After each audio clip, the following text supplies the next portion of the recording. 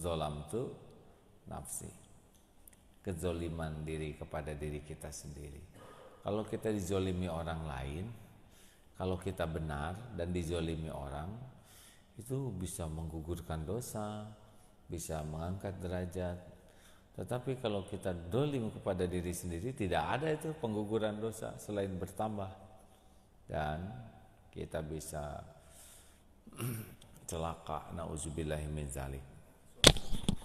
Suaranya kecil, tes. Oh, ada informasi suara kecil kah?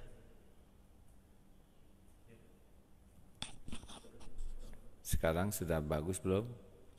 Kalau belum, biasanya masalah dari mikrofonnya. Halo? Masih kecil ya? Mumpung belum siaran lewat media lainnya, izinkan saya perbaiki ya. Ini masih kecil, tes. Tolong komentar dari teman-teman kecil. Begini. Begini. Sudah bagus sekarang? Alhamdulillah. Maaf rekan-rekan. Itu kan bisanya begini karena ada input, keberanian mendapat input. Ini ngepas sekali dengan materi yang sedang kita bahas. Ada 5 teknik, ini sengaja diulangi secara berkala ilmu ini supaya kita serius. Yang pertama yang harus kita lakukan, kita harus punya waktu untuk jujur diri. Harus kita ini punya waktu. Apakah sesudah sholat fardu, apakah kita waktu tahajud, jangan sepenuhnya digunakan untuk sholat tahajud itu. Harus punya waktu untuk tafakuri diri. Ada yang bagus itu bisa, ini tidak wajib ya, tapi bisa menulis. Tulislah keburukan-keburukan diriku. Bagaimana, jelas suaranya? Kan? Masih kecil. HP-nya bagaimana? Itu sudah lunas kan? Ya, baik.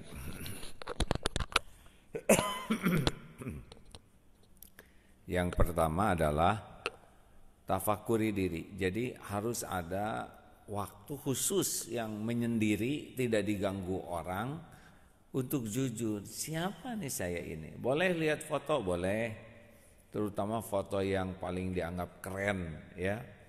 Kalau tentara mungkin lagi pakai seragam yang lengkap dengan tanda jasanya. Kalau orang yang kuliahan mungkin pada waktu pakai toga. Kalau para bos-bos itu mungkin pada waktu pakai apa? Potret CEO tuh ya. Pakai jas hitam yang paling keren lah. Kalau saya lihat yang pakai sorban yang paling bagus. Tanya aja. Ini calon ahli sorga atau bakal jadi ahli neraka? Lihat foto sendiri. Kita tahu apa yang dilakukan kita sendiri, benar? Ini gaya-gaya gini teh, benar enggak? Hanya casing aja yang gaya-gaya teh. Kamu teh ahli taat atau ahli maksiat? Lihat ke fotonya tuh. Ini teh pikirannya pikiran yang banyak ingat Allah atau pikiran maksiat atau hanya ingat dunia saja? Lihat wajah kita sambil tafakuri. Ini otak ini pakai mikir apa aja? Lihat mata kita. Ini mata yang suka baca Quran atau mata yang suka berzina melihat yang haram? Banyak mana baca Quran dengan baca selain itu? Kita tahu jawabannya. Kira-kira bisa melihat Allah nanti di akhirat atau ini yang akan membara di neraka. Nauzubillah. Kalau kita bisa menangis jujur, itu baik sekali. Itu karunia Allah yang besar.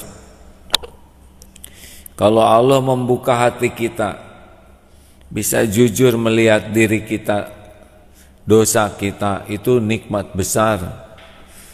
Karena sebagian besar hanya senang melihat casing. Mulut, ini mulut ahli zikir atau tukang bohong yang ngomongnya digede-gedein, tukang nyakitin orang,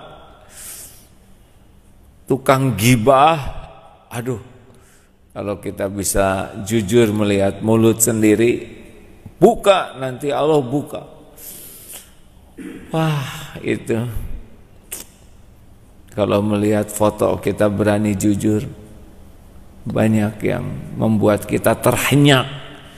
Betapa jauhnya casing yang suka kita banggakan dengan aslinya. Tapi orang tidak tahu karena Allah menutup-nutupi. Makanya bagusnya sendirian supaya nangisnya nangis asli ya. Sebab kalau ada orang lain cenderung nanti acting lagi nangisnya ya. Pengen dianggap orang sebagai orang yang ya begitulah. Kadang kita kan ngedagangin kesedihan, ngedagangin pokoknya jualan sesuatu yang membuat orang ingin mengagumi kita. Nah, hadirin, ada lagi tekniknya ditulis keburukanku ya, munafik, banyak bohong, suka ngambil hak orang lain, mata berzina, tulis itu ya, zalim. Makin kita bisa menulis dengan jujur, pelit, sholat tidak pernah khusyuk, ngaji belum bisa, sok pintar. Waduh, makin kita jujur melihat diri kita sendiri, betapa penghinaan orang kepada kita, cetek, kecil, remeh dibanding dengan kehinaan kita yang aslinya. Betul? Kita kan tersinggung karena merasa mulia. Kenapa merasa mulia? Karena kita tidak jujur melihat siapa diri kita yang sebenarnya. Kalau kita jujur melihat diri kita yang asli semampu kita, penghinaan itu tidak ada yang gawat, dan pujian itu tidak ada yang cocok. Orang muji kita, casing saja, tutup dari Allah. Ini menolong kita untuk bisa lebih tawadu, karena selama ini kita petantang-petenteng ya, karena merasa bangga dengan casing tapi tidak jujur dengan isi. Kalau kita udah makin jujur, gak ada apa-apanya. Saya ingat nasihat guru saya, kalau suatu saat ada yang memuji, menghargai, mengagumi, segera ingat apa yang Allah tahu tentang diri kita. Jangan kemakan oleh pujian penghormatan orang. Kalau kita termakan oleh pujian penghormatan, nanti nagih. Karena dipuji itu enak, dikagumi itu enak menurut nafsu ya. Diperlakukan spesial itu yang membuat orang pada ketagihan punya jabatan. Kenapa post power syndrome? Karena diperlakukan spesial. Tapi kalau kita sudah bisa jujur melihat diri, jauh lah, nggak ada apa-apanya diri ini, tidak layak diperlakukan spesial. Lihat saja ya, orang-orang yang wah dihormat-hormat karena jabatannya, tapi ketika dibuka sedikit saja aibnya oleh Allah, benar, anjlok itu. Lihat, ketua dewan titik-titik saya tidak boleh nyebut DPR ya, pokoknya Ketua Dewan Pekerjaan Rumah misalkan ya. Oh iya, Ketua apa Mahkumuh misalkan, dibuka jatuh langsung, dan itu pasti sedikit. Dan sama, kita juga punya banyak aib. Kalau kita dibuka hancur. Jadi betul-betul hidup kita ini hanya ditutupin Allah saja. Makanya kalau reuni itu tegang ya, karena banyak yang tahu modal kita. Ini ada seorang teman yang tidak mau reuni. Saya tanya, kenapa? Ya kan tiga-tiganya ada. Itu pacar saya kelas 1, itu pacar saya kelas 2, itu pacar saya kelas 3 katanya. Nah sekarang reuni tiga-tiganya ada, daripada duel. Ini tak aki-aki hadirin. Astagfirullah, saya juga kalau mau reuni tegang ya. Nah, mereka juga maafin ya, Agim katanya. Nggak nyangka bakal jadi kiai katanya. Dulu mah nggak ada bakat sama sekali. Gitu Pak, dulunya dijailin sayanya, sekarang takut kualat minta maaf.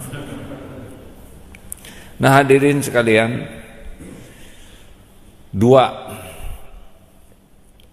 yang kedua, sesudah kita berani menulis dengan jujur, dan jangan pernah diperlihatkan tulisan itu ke orang lain karena jadi fitnah nantinya.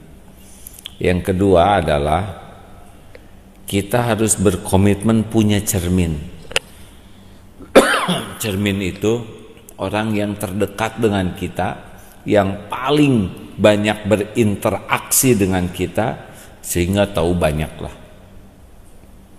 Nah, maaf ya, kalau saya tampil di medsos begini paling sejam. Pada jamaah tidak tahu apa-apa, taunya omongan-omongan aja ceramah. Tampil di TV cuman sebentar, tidak tahu. Makanya kalau orang-orang yang tidak tahu kagum ke kita, kenapa mereka kagum? Karena tidak tahu, ya kan? Tapi ada yang sudah mulai dekat. Nah yang intens, itu adalah orang terdekat dengan kita, pendamping hidup, suami, istri, anak. Nah di sini yang asli itu, yang lebih dekat ke asli lah. Jadi kalau hadirin sekalian, saudara fulan terpilih sebagai suami teladan tingkat kabupaten, bukan tidak boleh, tapi Pak Bupati tahu apa tentang kita, ya kan? Banyak urusannya. Hadirin sekalian, saudara fulan terpilih sebagai suami teladan tingkat provinsi. Pak Gubernur lebih sibuk, makin jauh.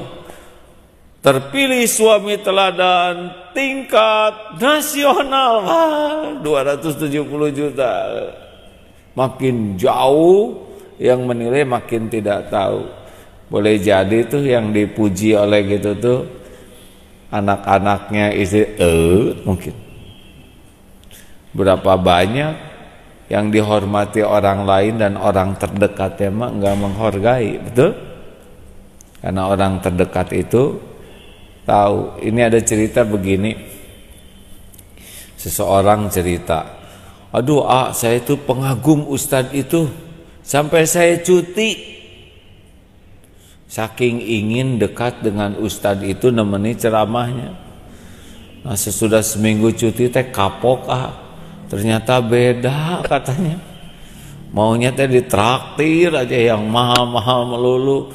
Beda lagi ceramah dengan hari-harinya. Ketawanya terbahak-bahak, tidak jaga hijab dengan lawan jenis. Banyak yang disampaikan. Beda ya katanya. Aduh, saya dengar begini teh, wah, takdir Allah nih saya ketemu dengan orang yang bercerita seperti ini, pasti nggak kebetulan. Jangan-jangan saya juga beda nih waktu ceramah dengan sehari-hari. Kenapa Allah ngedatengin dia cerita ke saya, ya kan? Halo, untung gak ada yang cuti nemenin saya. Makanya berkomitmenlah punya orang yang bisa jadi cermin. Cermin tuh bisa menampakkan kita apa adanya. Kita harus berguru nih pada ibu-ibu. Ibu-ibu tuh paling sering lihat cermin, betul? Bangun tidur, lihat cermin. Masih ada gitu, mungkin ya. Mau ke kamar mandi, lihat ke cermin di kamar mandi, ngacanya lebih lama. Selesainya dandan, ngaca lagi, keluar kena jendela, ya. Mau masuk mobil, kaca mobil, di dalam mobil kaca spion. Bosan lihat kaca spion, buka tasnya, ada lagi kaca kecil, lihat lagi.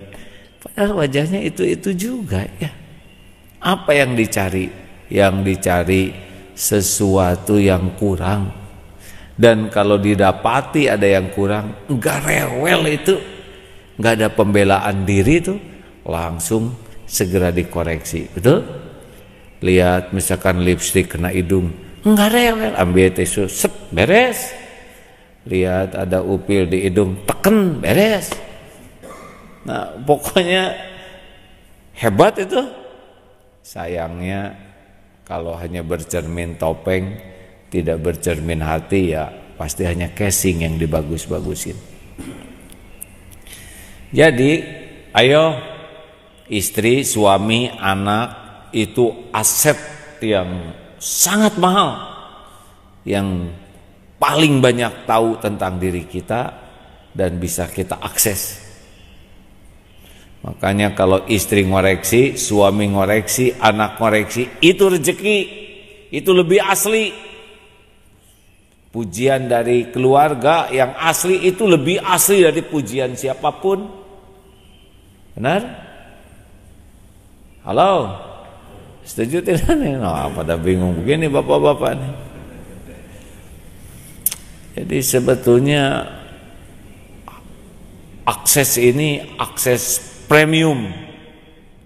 Makin peka istri, suami, anak terhadap kekurangan kesalahan kita, makin bagus, makin berani pendamping hidup memberikan input objektif kepada kita, top premium nih. Tapi kalau bisanya cuma muji aja, pada nyata kita punya keburukan dan tidak berani mengoreksi, wah itu rugi. Sangat boleh jadi karena kitanya menutup akses itu. Jadi kalau kata pendamping, bapak mau tutup pak, tinggal tutup. Jangan atuh bu, nggak usah segala dikoreksi. Ya itu teh Allah yang menggerakkan. Misal ya, tempat tidur tidak rapi, rapikan dong. Siapa yang tidur, tinggal dirapikan, betul?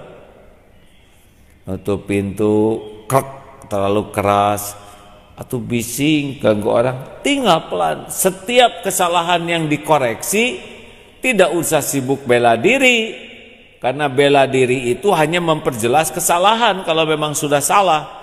Yang diperlukan itu perbaiki diri saja, ya syukuri.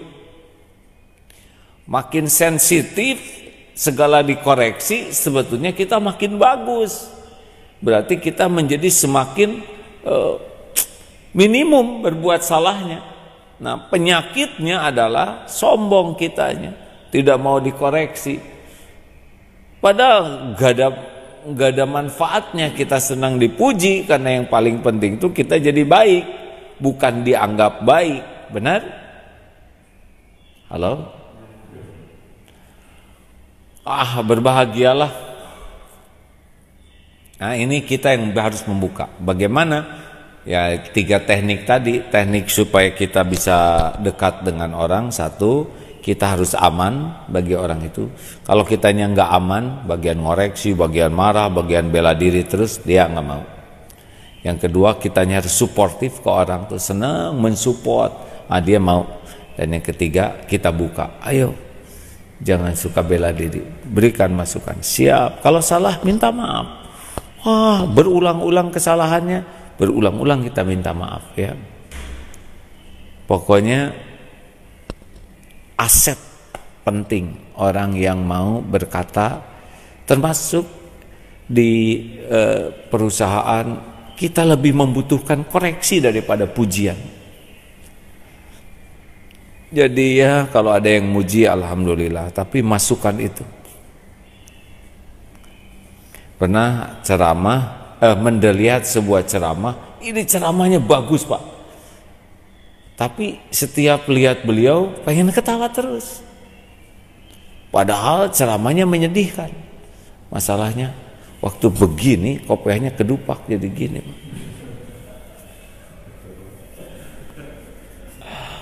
Makanya saya sensitif pakai kopiah, takut menceng seperti yang ceramah saya lihat itu. Ceramahnya tapi edek menceng, jadi lucu aja jatuhnya.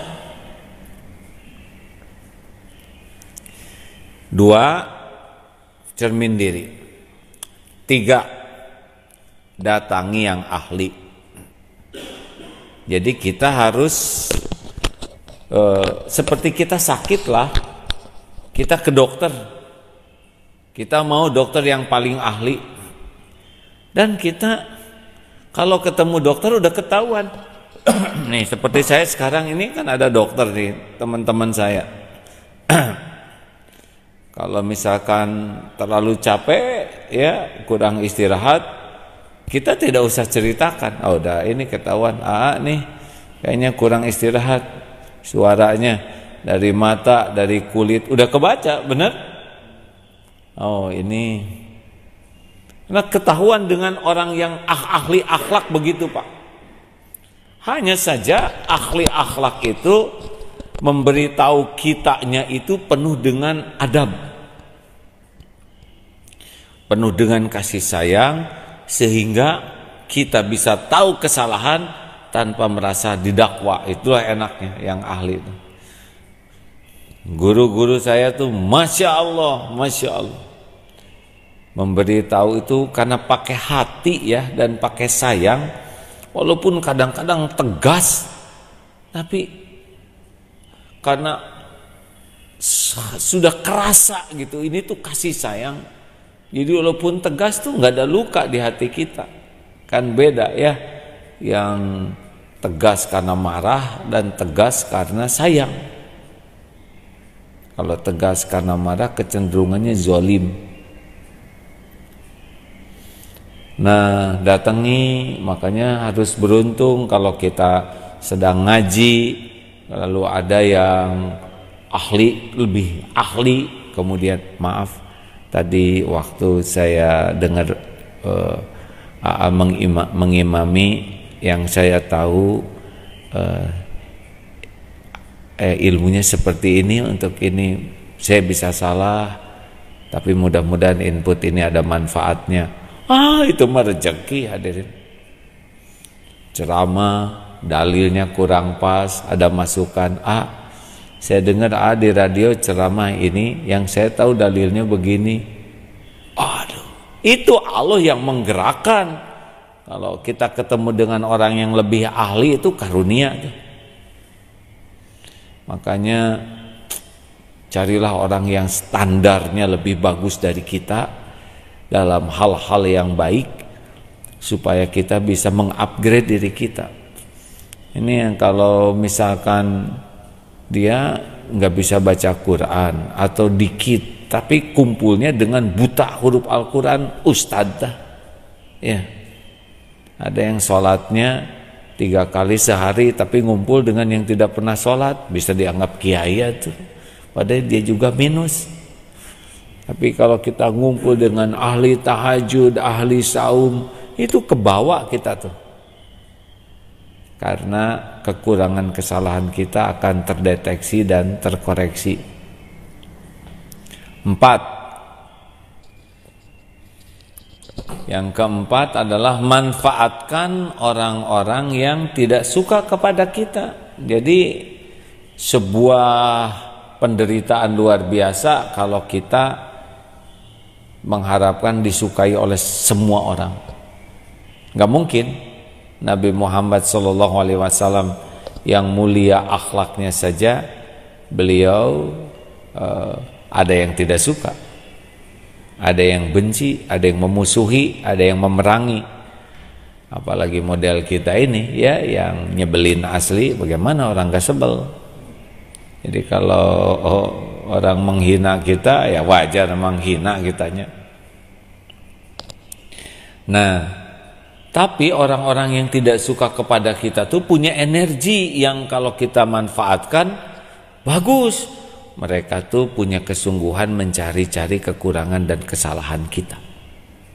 Aduh, ini relawan gratisan dan all out. Harusnya kita manfaatkan benar, walaupun belum tentu semua koreksinya benar. Tetapi kalau kita berkepala dingin, ya banyak juga benarnya. Dibanding dengan orang-orang yang suka ke kita, yang kerjanya hanya muji, lebih manfaat orang yang mengoreksi, hadirin. Halo? Memang secara nafsu enak dipuji itu. Bisa edik tuh, bisa nagih. Tetapi yang kita perlukan kan adalah kita jadi baik, bukan menikmati casing. Sepakat tadi. Jadi kalau ada orang yang sebel ke kita, jangan dulu emosi. Dia nulis WA ke saya, WA-nya enggak enak, penuh dengan koreksi, caci maki, kritikan. Baca aja. Jadi orang jangan cuman omong doang. Pikirin tuh, kamu ngelakuin tidak? Itu kan benar kata-katanya, ya enggak? Ceramah sih gampang, tapi mengamalkannya kamu tuh nggak cocok tuh antara omongan dengan kelakuan. Wah, jangan-jangan ini dari Allah. Tuh beresin dulu tuh keluarga, anak-anak, jangan dulu nyeramahin orang. Kita bisa aja, Nabi Nuh juga. Tunggu dulu, jangan-jangan memang kita belum sungguh-sungguh ngedidik keluarga. Ya, itu baca tuh orang-orang yang tidak enak ngomongnya tuh, kalau memang niatnya cari hal yang positif. Wah, mikir baru aja saya delete, sama yang. Dan yang terakhir, tafakuri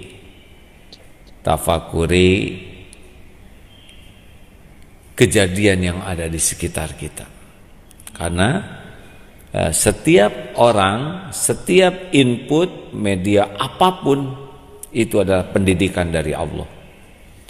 Kata kuncinya, jadikan bahan evaluasi diri. Misal ya, maaf, ini di masjid. Setiap orang yang ada di masjid itu jadi guru bagi kita, baik dalam kebaikan maupun hal yang kurang baik. Tiap kita ngobrol dapat pelajaran dari dia. Tapi dia ngobrolnya sombong, songong, berarti kita dapat pelajaran supaya tidak songong. Ya kan? Yang ini kerjanya tuh nyindir aja, berarti Allah ngasih pelajaran. Kita seperti dia tidak. Dia tuh tiap celetak-celetuknya tuh nyakitin. Pokoknya nggak ada pertanyaan kecuali menyepet. Berarti Allah mengingatkan kita seperti dia tidak. Jadi enak hadirin, tiap ketemu single, setiap ketemu orang kita dapat ilmu, dapat pelajaran. Tiap dapat berita kita dapat ilmu. Pertanyaan dan goalnya adalah, saya seperti dia tidak? Apa maksud Allah informasi ini sampai ke saya? Kalau kita mirip dia, ya berubahlah. Tidak usah ikut menghina orang, ya, karena tidak selesai masalahnya. Tapi pelajaran apa yang kita bisa ambil dari orang? Gak usah banyak dikomentari, yang penting banyak evaluasi diri dan banyak perbaiki diri. Itu 5. Satu, tafakuri diri, luangkan waktu untuk bisa jujur, bisa merenung. Kalau mau pakai tambahan, lihat foto supaya lebih fokus ya, atau tulis. Yang kedua, cermin pribadi, milikilah orang-orang yang dekat dan buka aksesnya supaya bisa mengoreksi kita, dan syukuri setiap koreksi ini sebagai terkabulnya doa kita, ihdinas siratal mustaqim.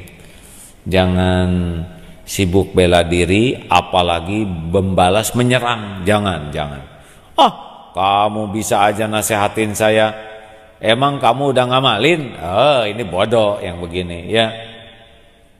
Ini sama dengan ada cermin, lihat ada belek, enak aja lu cermin ngomong begitu. Kamu nih cermin, lalu dipukul cerminnya. Ini ngaco ya.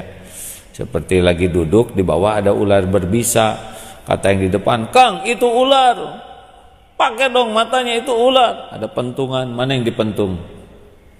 Ular atau yang ngasih tahu? Nah, kebanyakan mentung yang ngasih tahu. Makanya dipatuk ular. Harusnya gimana? Pentung dulu ular, baru kasih hadiah yang ngasih tahu. Yang ketiga, manfaatkan orang-orang berguru kepada yang ahli ya. Harus kita memiliki orang-orang yang standarnya lebih tinggi dari kita, sehingga kita bisa terkoreksi kesalahan kekurangan kita dengan keahliannya.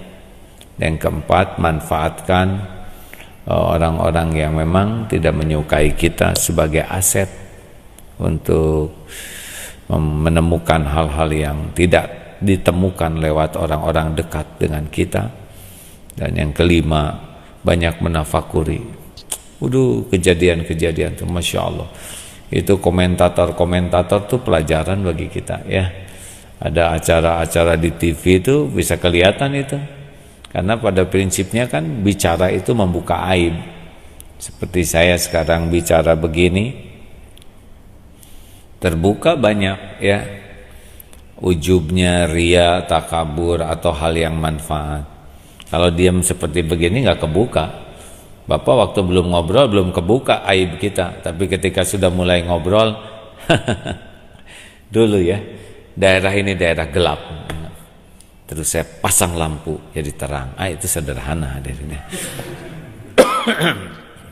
Dulu ngaco orang-orang sini, saya yang membuat ini, saya yang merintis.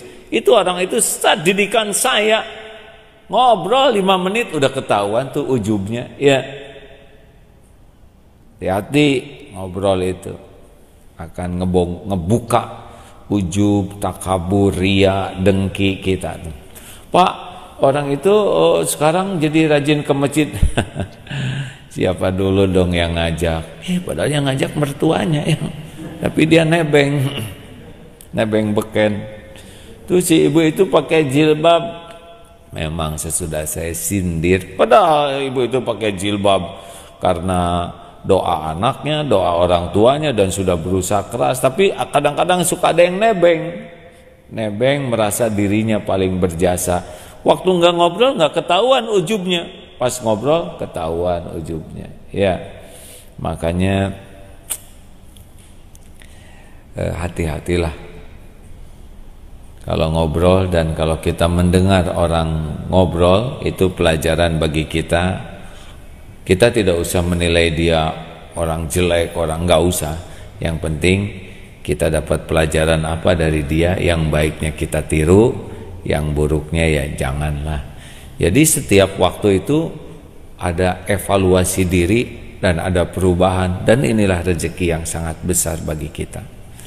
Karena waktunya sama.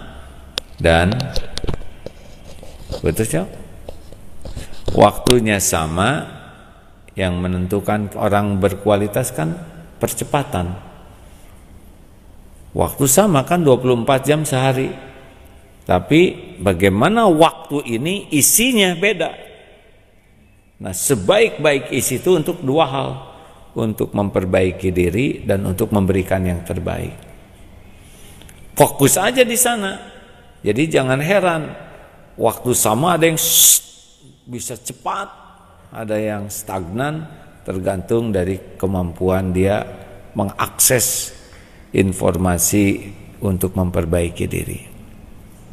Jangan sampai tua teh sama aja, ya gitu aja, pamer aja sampai tua tuh, pelit aja, emosional, ini gak lulus-lulus. Waktu SD mudah tersinggung, SMP mudah tersinggung, SMA, kuliah, kerja, nikah, punya anak, tua sekarang pensiun, masih mudah tersinggung. Gagal dia, berarti menghadapi ujian sesuatu yang tidak cocok, benar? Ini serius hadirin. Kita makin tua dan mungkin tidak lama lagi. Harus siap pada waktu kita mati, harus dalam puncak perbaikan diri dan puncak melakukan yang terbaik. Terima kasih sahabatku sekalian. Jam 5:30 ini biasanya ada ustadz lain di radio. Di A'agim Daily Vlog kemarin membahas tentang tensofales, tenang, sopan, fasih, lembut, dan secukupnya. BMT tensofales ini adalah teknik berbicara. Kalau barusan teknik memperbaiki diri, kalau teknik berbicara itu adalah tentang bagaimana berbicara benar, bagaimana berbicara manfaat, bagaimana bicara tak menyakiti. Ya, BMT tensofales. Biasakan bicaranya tenang, tidak ada emosional, tidak bombastis yang tidak pada tempatnya. Sopan, kita pilih dengan kata-kata, nada, dan cara tersopan. Fasih, diusahakan sejelas mungkin perkataan kita. Lembut, nah, tidak usah pakai kasar. Tensofale, S-nya adalah secukupnya. Karena secukupnya maka harus saya akhiri. Ya, silakan simak di A'agim Daily Vlog. Ayo kawan-kawan, terima kasih. Subhanakallahumma bihamdik, asyhadu alla ilaha illa anta, astaghfiruka wa atubu ilaik. Assalamualaikum warahmatullahi wabarakatuh.